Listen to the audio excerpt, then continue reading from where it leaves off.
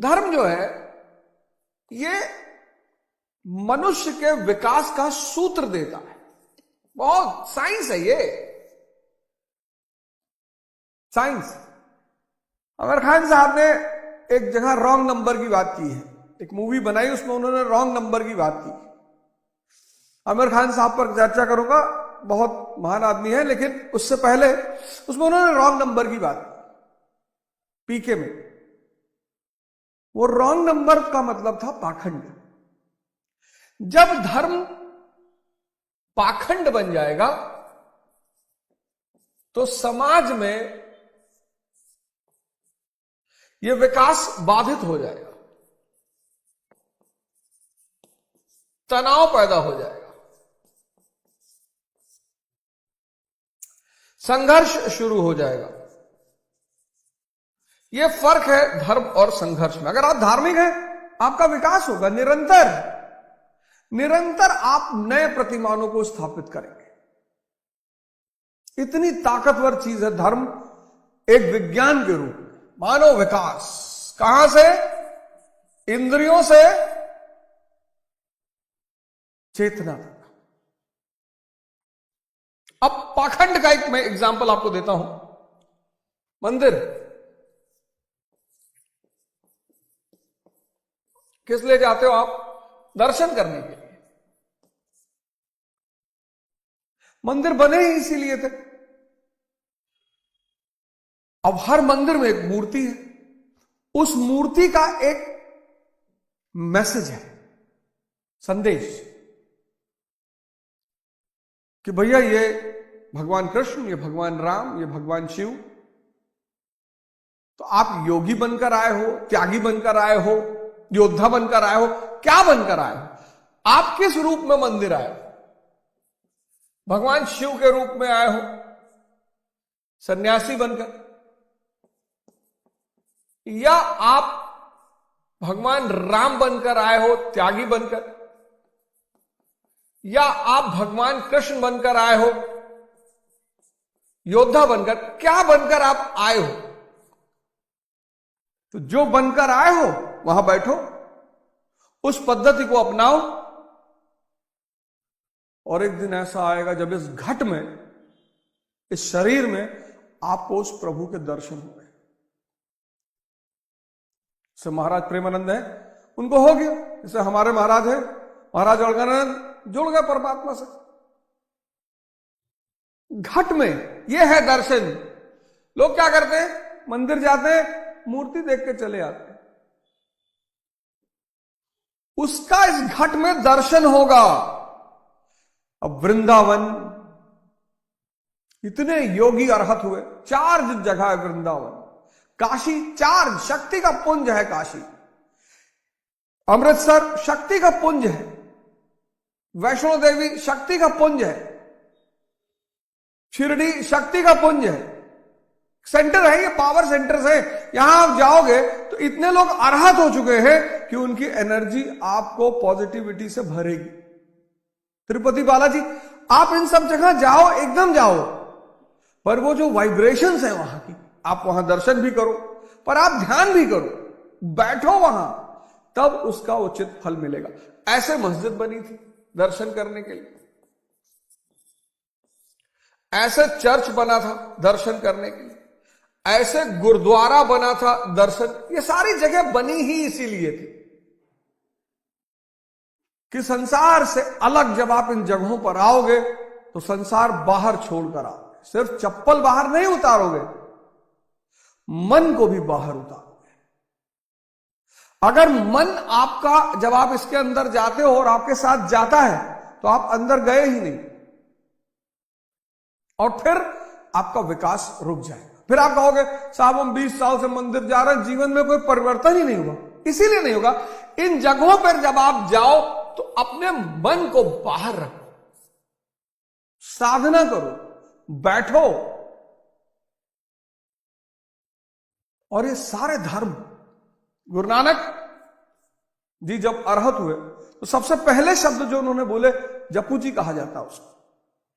और उसका जो पहला स्टैंजा है, पहला श्लोक है, अल्टीमेट है सर। एक ओंकार सतनाम, कर्ता पूरक वही करता है। निर्भव, भय से परे, निर्वैर, कोई दुश्मन ही नहीं है। अकाल मूर्त, आजुनी, किसी योनि में आता ही नहीं। सहभंग, गुरु प्रसाद, गुरु के प्रसाद से ही मिलेगा। अल्टीमेट लाइन है ये।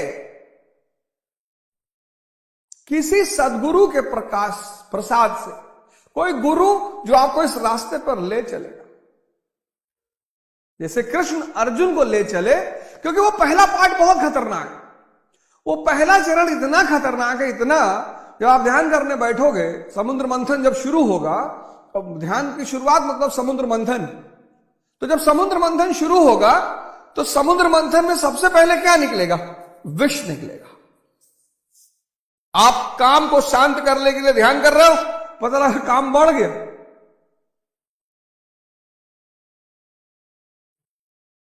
किसी भी स्त्री को पकड़ लेने की इच्छा पैदा हो गई, आप लोभ को कंट्रोल करने के लिए कर रहे हो, पता लगा लोभ बढ़ गया। आप क्रोध को संभालने के लिए ध्यान शुरू किए हो कि भैया मुझे बहुत क्रोध है, आप और क्रोधी हो गए।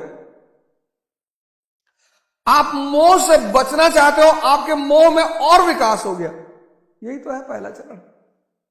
सब घबरा जाते हैं, सब, अरे भैया। तो इस चरण में, यह चरण गुरु के बिना संभव ही नहीं है, ही नहीं।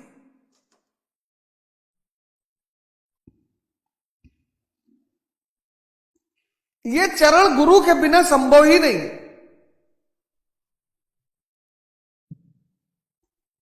काम बढ़ गया, क्रोध बढ़ गया, लोभ बढ़ गया, मोह बढ़ गया, आदमी भाग नहीं जाएगा कि ये कौन सी मेडिसिन है यार। अभी ये सारी चीज अर्जुन का भी बढ़ेगा।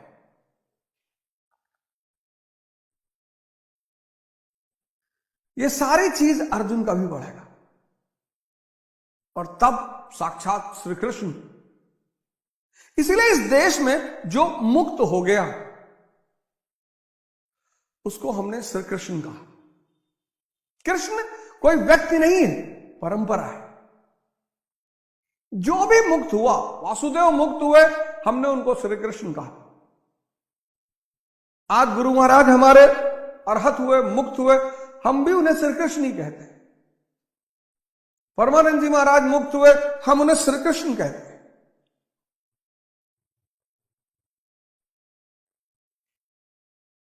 ये इस देश की संस्कृति है। जिसने अपनी बाहर भागती हुई धारा को, चेतना को अंदर की तरफ मोड़ लिया, वो राधे राधे कहने लगा।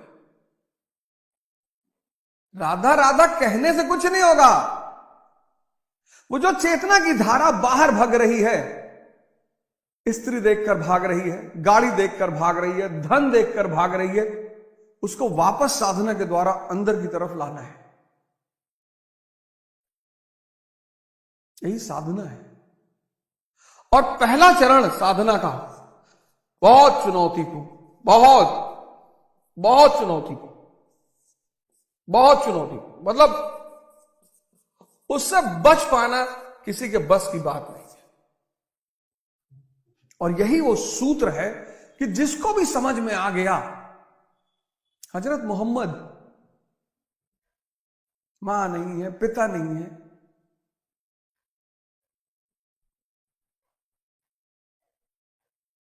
कितना चुनौतीपूर्ण जीवन है हजरत मोहम्मद का, कितना चुनौतीपूर्ण जीवन है। और उन्हें यह सूत्र पता चल गया। हीरा की पहाड़ियों में साधना की उन्होंने, पैगंबर बन गए।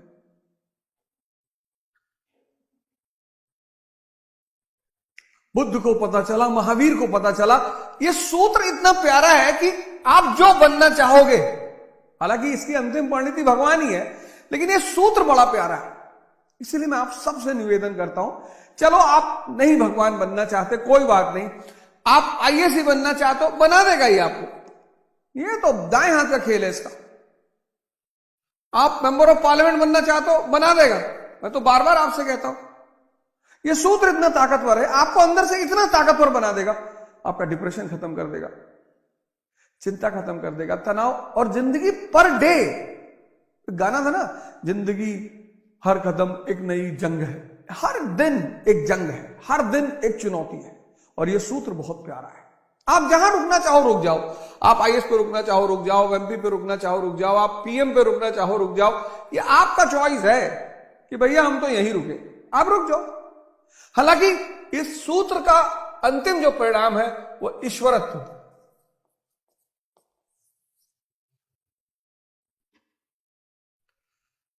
व्यक्ति को स्वयं ईश्वर बना देता है, इतना ऐश्वर्य, माया सेविका बन जाती है।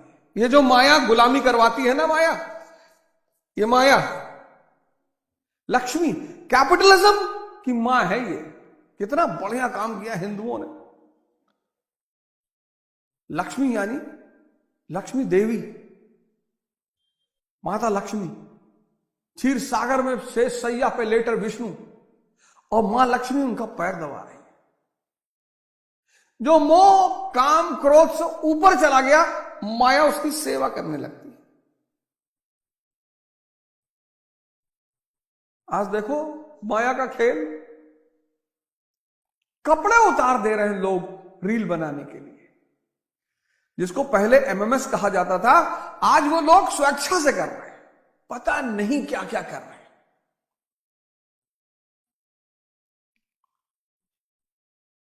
माया का खेल है, पागल करके रख दिया माया ने आज। अब इस माया से बचना है तो गुरु के शरण में तो जाना ही पड़ेगा, और कोई रास्ता ही नहीं। इस देश में दो आदमी को परमेश्वर कहा गया, गुरु को, एक पति को। अब पति को परमेश्वर क्यों कहा गया, ये मैं किसी और शिवरात्रि के दिन इसकी चर्चा करूंगा। शिवरात्रि का जो मेरा एपिसोड आएगा, मैं उसमें इस बात की चर्चा करूंगा कि पति को परमेश्वर क्यों कहा गया। लेकिन फिर पति भगवान शंकर जैसा होना चाहिए। आज शादी का मतलब, पुरुष को लगता है कि एक औरत ले आए, उससे बच्चा पैदा कर लेंगे, वो हमारे इशारों पे चले। ऐसा नहीं होगा। शक्ति कमजोर व्यक्ति के साथ रह ही नहीं सकती, और स्त्री का मतलब शक्ति। इसलिए मैं बार बार ये बात कहता हूं कि स्त्रियां खराब कभी नहीं हो सकती, हो ही नहीं सकती। अगर एक बहुत शक्तिशाली पुरुष वैश्या को मिल जाए तो वो उसे प्रेम करने लगे। आप कभी मौका लगे तो आप चित्रलेखा पढ़ना, कभी आपको मौका लगे आप चित्रलेखा पढ़ना भगवती, आपको स्त्री समझ में आएगी। साहित्य से अच्छा दोस्त तो मनुष्य का हो ही नहीं सकता। तो आप, और आज के युग में तो गुरु अनिवार्य है, वरना ये सभ्यता विलीन हो जाएगी। ये माया सब खत्म कर देगी, सब पागल कर देगी ना आदमी को। भाई किसी का एक्सीडेंट हो गया, आप उसे उठाने को जाए, उसका वीडियो बना रहे हो। आप सोचो आदमी की मानसिक स्थिति क्या है। उसको यह है कि इतना सेंसिटिव सीन है कि इसको मैं बेच लूंगा, ये मर जाए मुझे क्या फर्क पड़ता है। यह स्थिति आ गई है, और यह बहुत विनाशकारी स्थिति है। कोई नहीं बचेगा, पूरी सभ्यता सब कुछ विलीन हो जाएगा। माया सब प्रलय कर डालेगी।